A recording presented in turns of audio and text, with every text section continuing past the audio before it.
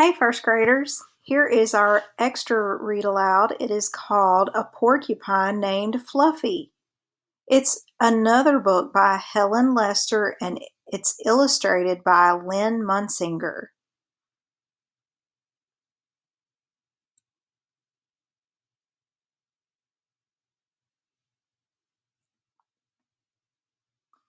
When Mr. and Mrs. Porcupine had their first child, they were delighted. Now he needed a name. Should they call him Spike? No, Spike was too common. Should they call him Lance? No, Lance sounded too fierce. Should they call him Needle Rooser?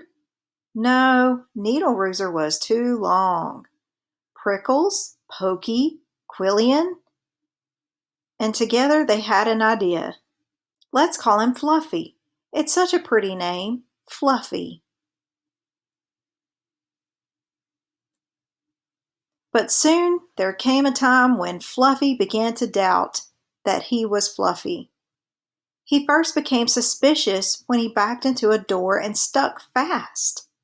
That was not a Fluffy thing to do.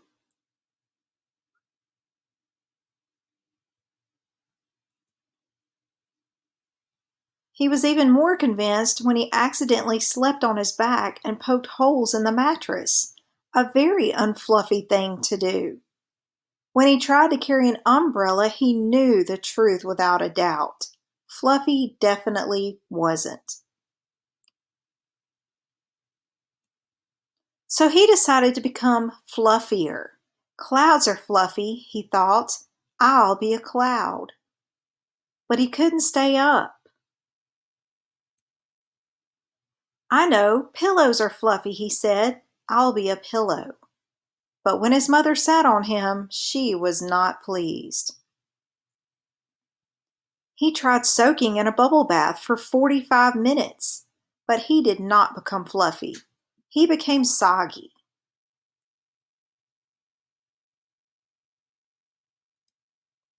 He tried whipped cream.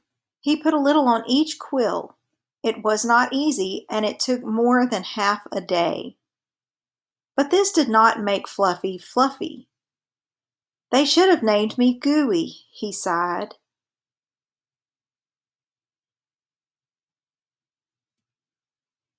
He ate a lot of fluffy marshmallows. He rolled in shaving cream and feathers. He even tried to become a bunny. But the truth remained, Fluffy wasn't.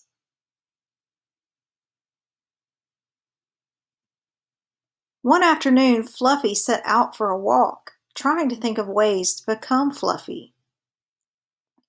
Before long, he met a very large rhinoceros.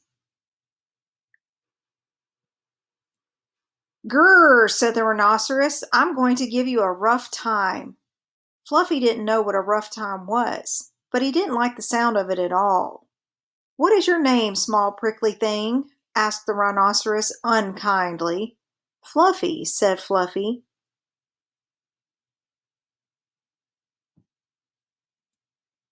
The rhinoceros smiled. He giggled. Then he laughed out loud. He rolled on the ground. He jiggled and slapped his knees. He roared with laughter. "A porcupine named Fluffy," howled the rhinoceros.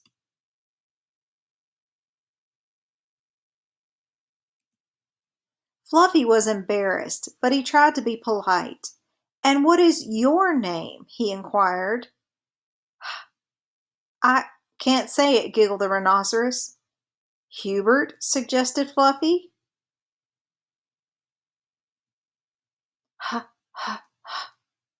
Oh, help, I just can't say it. I'm laughing so hard," said the rhinoceros. "Harold, or maybe Herman?" asked Fluffy. "No," gasped the rhinoceros, "it's ha, ha, ha, ha, ha, Hippo." Hippo! A rhinoceros named Hippo! Fluffy smiled, he giggled, then he laughed out loud. He jiggled and slapped his knees. He howled with laughter. A rhinoceros named Hippo, Fluffy cried.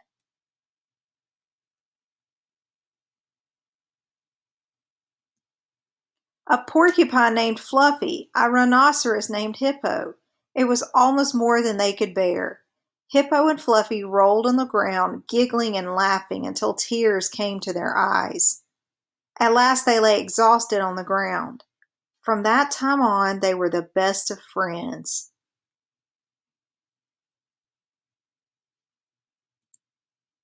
And Fluffy didn't mind being Fluffy anymore, even though he wasn't.